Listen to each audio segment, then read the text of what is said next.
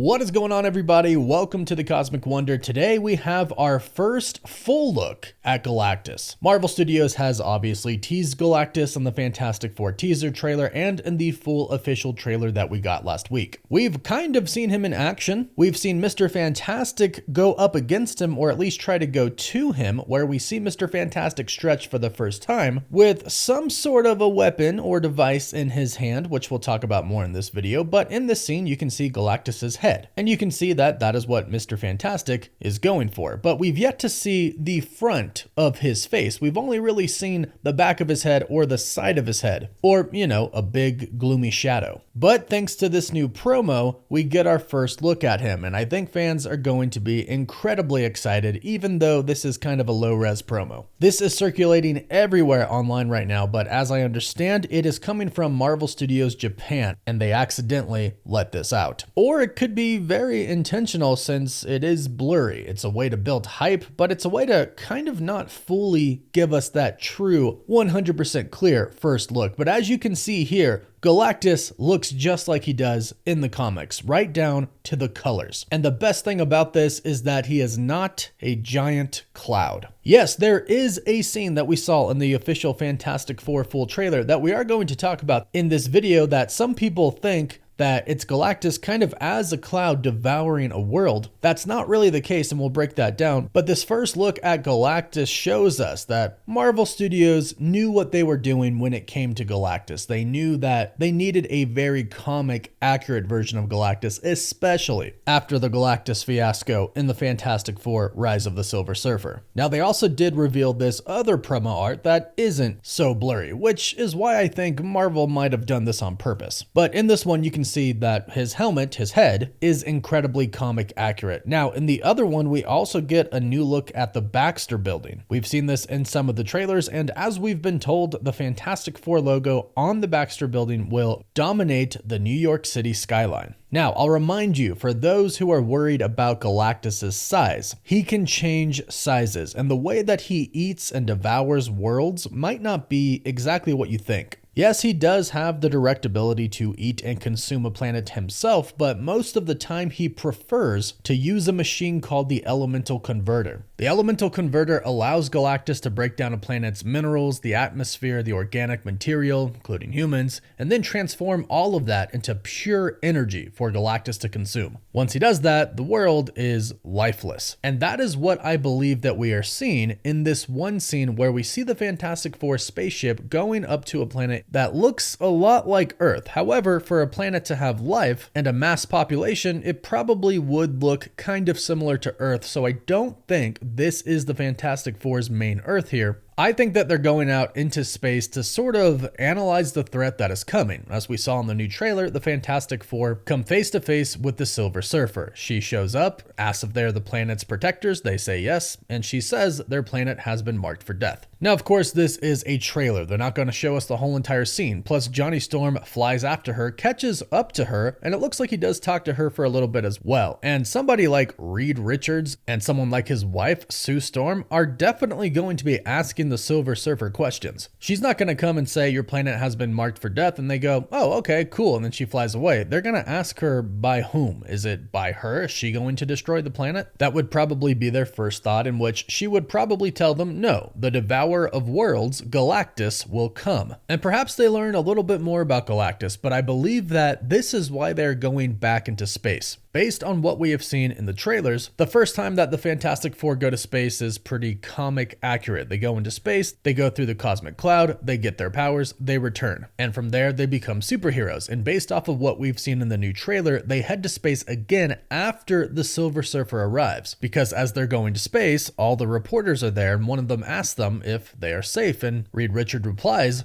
I don't know. And I think what he's kind of saying here is, I don't know yet. We're about to go into space and try to find out more. They're about to go search for Galactus, search for the Silver Surfer, to see if they can get answers and to see if they could maybe bargain. And that is where I believe they run into Galactus devouring a planet with the Elemental Converter. Now, there are several ways that Marvel Studios could approach this, especially if you consider their official synopsis that they released with the full trailer. You might have heard the synopsis before, but there is a part in the synopsis, again, officially coming from Marvel Studios, where they say it gets personal between Galactus and the Fantastic Four, meaning he's not just coming to devour the planet for the sake of devouring it and getting energy, but now he's coming for a personal reason. Now, what we believe that reason might be is Franklin Richards, the son of Reed and Sue. In the comics, he has the powers to create universes, and for somebody like Galactus who consistently needs to feed, that's pretty appealing. So Galactus might come to Earth at first and try to bargain with the Fantastic Four, stating, if you give me your son, I'll leave your planet alone. This might make him leave and then say he's going to come back later, kind of giving them time to think about it, and that's where the Fantastic Four might go into space. Or the Silver Surfer could simply give them some information about Galactus and they go out to space to seek him. But when they arrive at Galactus destroying this planet, Galactus might not actually be there. The Silver Surfer might kind of interrupt them, stating that if Galactus sees them, he'll destroy them. Because we know that this all goes down on Earth. Galactus does eventually reach Earth. So this scene right here, I believe, is Galactus using the elemental converter to destroy this planet so he can consume it, and the Fantastic Four kind of get a sense of what they're dealing with here. Yes, this person that is coming for their planet does have the ability to completely destroy it. But also at the same time, I think they might run into Galactus's ship, the Ta-2. I think that's going to be a key part of the movie. This scene right here, and then a part of this scene, the Fantastic Four finding Galactus's ship, because that is typically where he keeps the elemental converter. So he's probably very close by. And I believe this scene that we see with the Silver Surfer in sort of a chamber here, we see sort of magma in the back. It looks to be kind of just like a big factory. Clearly something is happening here. I think this is inside the ship or inside the elemental converter, because what is on the ship is the ultimate nullifier, a weapon that could defeat Galactus just by pointing it at him and using it. And I think the Silver Surfer might direct them to it because, as we've seen many times, the Silver Surfer turns good. I would assume something kind of similar would happen here. And that's what I think is happening. The Fantastic Four set out into space either after seeing the Silver Surfer or running into Galactus himself. They end up finding Galactus, and when they find him, he is literally destroying a planet. But in that process, they could go onto a ship and get the ultimate nullifier. They bring it back to Earth, and Reed starts to work on a way to use it against Galactus. So they might find it, but it might not be as simple as in the comics. It might not be a point and shoot type of deal, but it might be technology that they could use to stop him, which is what I believe we are seeing in this scene right here where we saw Reed Richards stretching. In my breakdown of this, I said that this rod here, it could be the ultimate nullifier, but it could be an ultimate nullifier that Reed Richards makes, which would explain why it doesn't look exactly like the one in the comics. And the one in the comics, you can just hold it with one hand. That's how big it is, about the size of your hand. So the device that he's holding is obviously much bigger, but he could have put the ultimate nullifier in that device, and since he is the smartest man alive, use that technology to create a weapon that could depower or destroy Galactus. Again, in this scene, if you look closely, it does look like he is stretching to try and get to Galactus. His head is right here in the left corner. It looks like he's trying to get to it so he can maybe stick it in him. Again, in the MCU, they change how things work. For example, in the MCU, Thanos had to shut his hands of the Infinity Gauntlet to use it. In the comics, that's not how it worked. So instead of a simple point and shoot type of deal like how it works in the comics, perhaps the Ultimate Nullifier needs to physically make contact with Galactus, and that could be what we are seeing here from Mr. Fantastic. He's trying to hit Galactus with the Ultimate Nullifier. But that's my theory. Let me know your thoughts about it in the comments down below, and let us know what you think about our first look at Galactus. Leave your thoughts in the comments down below. Don't forget to like this video and subscribe so you don't miss out on any of the latest MCU news, rumors, or leaks. You can find us on all other social medias as well. And as always, thank you all so much for watching.